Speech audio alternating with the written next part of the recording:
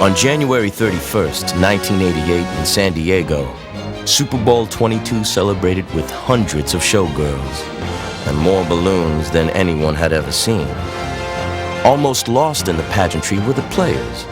Number 7, John Elway, was the Denver Broncos quarterback, and Jay Schrader, number 10, had started all season for the Washington Redskins. But in the playoffs, Washington coach Joe Gibbs switched to a nearly forgotten veteran from Zachary, Louisiana, named Doug Williams. Number 45, Broncos cornerback Steve Wilson, knew what was at stake. The big news in Super Bowl interviews that week was the fact that Doug was a black quarterback and not so much that he was a Super Bowl quarterback. 10 years later, Doug Williams returned to Washington as first-year head coach of Morehouse College. Steve Wilson was on the other side again as head coach of Howard University. Same man, different atmosphere.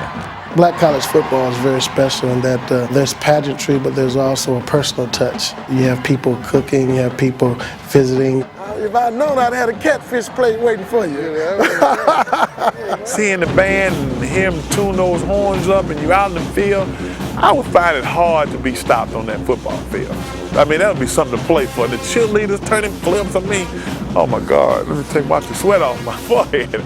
Really, Doug had come in and really stirred, I think, some other things with the game. The fact that the media had come out and really embraced him being in Washington for the first time, coaching a football team. 10 years ago, getting old. That ride from the Lawrence Welk Resort to the stadium that day, I played my whole career on that bus ride. I tell you, it was a whole lot on my mind. My hometown is Zachary, Louisiana, a little small town. I was thinking about my daddy who was unable to make the game because of being in a wheelchair and wondering what was going through his mind. To know that something was about to happen that has never happened, something that would never happen again in life. I don't care how you cut it up, there would never ever be a first black quarterback to play in the Super Bowl again. And I was it. What we cannot afford to do, what we have done, we cannot give it to them.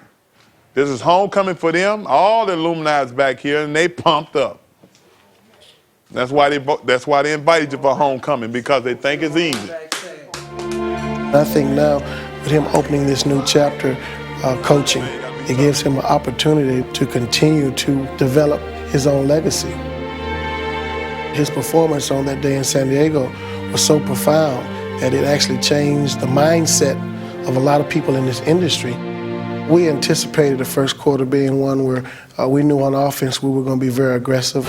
Actually, the first play of the game, the first time that John touched the football, he put it up for a touchdown to Ricky Nattil. And we looked up at the scoreboard and it was 10-0, and we said to ourselves, this isn't enough, and we didn't know the next 7-8 minutes would change the history of pro football. I have to look at it realistically. 2 weeks earlier, we was down 14-0 in frigid Chicago, and we came back and won.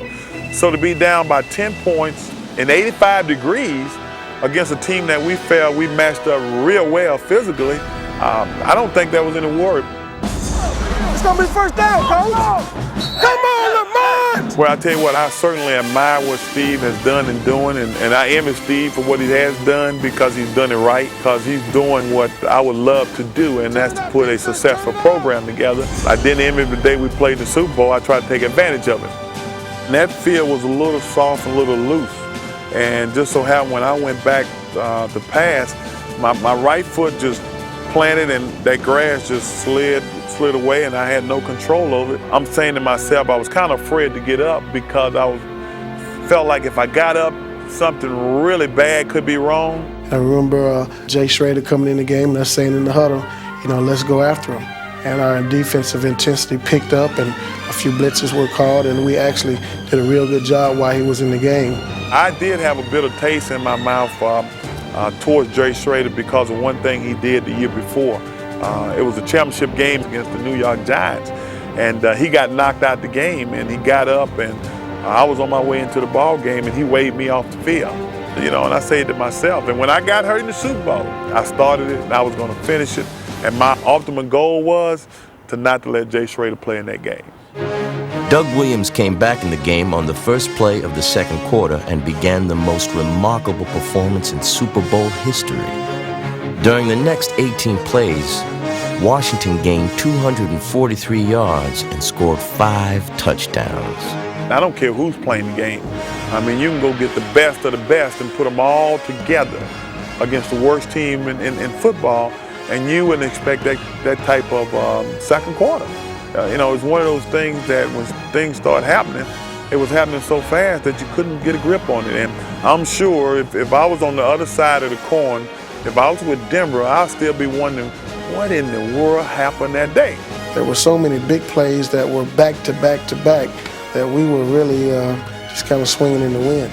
In the second quarter, when I think after about the third TD pass, Jake Jacoby walked up to me and he said, Doug Williams, he said, black, green, blue, or yellow, he said, you our quarterback. Something came over us that wasn't normal, almost something mythical and magical. And for 5 minutes, you know, the world turned on us and that we had no control over it.